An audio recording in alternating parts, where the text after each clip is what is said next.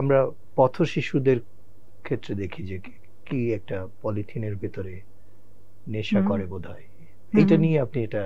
হ্যাঁ, ওটা নিয়ে আমি মিনা অ্যাওয়ার্ড পেয়েছিলাম। এই কাজটা নিয়ে একটু যদি বলতেন, এটা কিভাবে?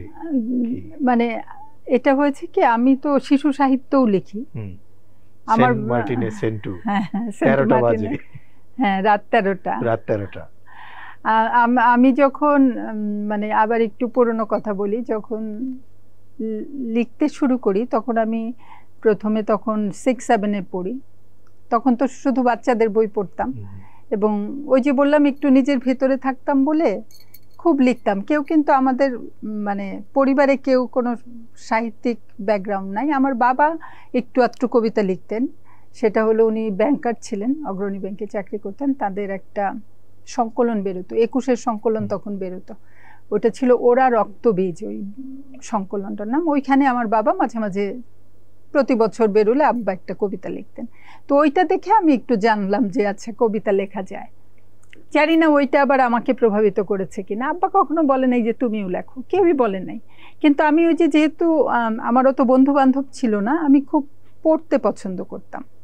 এবং আমার নানার বাড়ি হচ্ছে নেত্রকোনায়, সেখানে আমরা বছরে 2 বার যেতাম। আমার বড় মামা ছিলেন পাবলিক লাইব্রেরির মেম্বার, এবং আমি গেলে উনি তার মেম্বারশিপ কার্ডটা আমাকে দিয়ে দিতেন, এবং আমি ওইখানে যেয়ে মানে যতগুলো বই লাগে একেবারে একদিনে 7-8টা করে নিয়ে আসতাম, এবং সারাদিন এইগুলো পড়ে আবার হয়তো পরের দিন গিয়ে আরেকটা আনতাম। তো ওইভাবে আমি পড়তে পড়তে এক ধরনের আমার মধ্যে মনে হয় যে আচ্ছা কিছু লিখি, বা জানি না কেন মনে হলো। তো ওই খুব লিখতাম। তখন ওই যে বাচ্চাদের, আমার ছোট ভাই বোন ওরা সকালবেলা উঠেই আসতো যে আপা উনি তুমি কি লিখছো আজকে রাতে।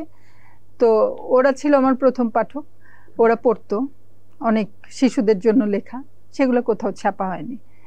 তারপর যখন নিজে আস্তে আস্তে বড় হলাম তখন তো বড়দের জন্য লিখতে শুরু করলাম, পরের দিকে তো ছাপা হচ্ছিল। তো শিশু সাহিত্যের প্রতি ওই সময় থেকে আমার একটা আগ্রহ ছিল এবং লিখতাম। আর যখন ওই যে আমার ভাই বোনরা বড় হয়ে গেল তখন তো আর বাচ্চাদের লেখাপড়ার কেউ ছিল না। আমার নিজের বাচ্চারা যখন পড়তে শিখলো তখন আমি ওদের জন্য লিখতাম। তো তখন ওই কিছু শিশু সাহিত্য লেখা হয়েছিল। আর রিপোর্টিংটা যেটা আমি করছিলাম, আমি একদিন অফিসে যাচ্ছিলাম, ওই যে পথের মধ্যে দেখলাম যে বাচ্চারা এরকম করে পলিথিনের মধ্যে এটা করছে।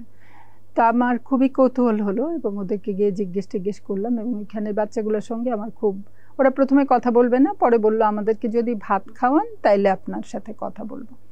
তো কারণ বাজারে তো অনেকগুলো হোটেল আছে, আমি প্রায় 10-12টাকে নিয়ে বললাম যে ওরা যা খেতে চায় খাওয়ান।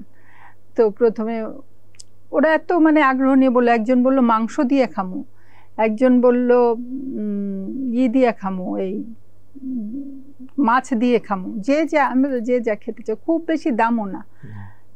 তো খেতেও পারলো না ঠিক মতো, কারণ ওদের ওই নেশাগ্রস্ত থাকার কারণে অ্যাপেটাইটটা নষ্ট হতো, কিন্তু ওই যে চোখের খিদাটা তো গেল। তারপরে বলল যে কে কোথায় থাকে, কিভাবে থাকে, সব কিছু তো আর রিপোর্টিংয়ে আসে না, যতখানি ওইটা পারে। তারপরে ওদের উপর আমি অফিসে জানালাম যে এরকম একটা করতে চাই, অফিস বললো যে করেন। তখন আমি ওই রিপোর্টটা করেছিলাম, পরে ওইটা মিনা মিডিয়া অ্যাওয়ার্ড পায়। আর এমনিতেই ইউনিসেফের সাথে অনেক আগে ওরা একটা শিশুদের নিয়ে কিছু কবিতার একটা সংকলন করেছিল, সেইখানে আমার 5-6টা কবিতা ছাপা হয়েছিল। সেটা বেশ আগের কথা, আপনার কবে হবে, 95-96 সালের কথা তখন। হ্যাঁ, তখনকার সময়।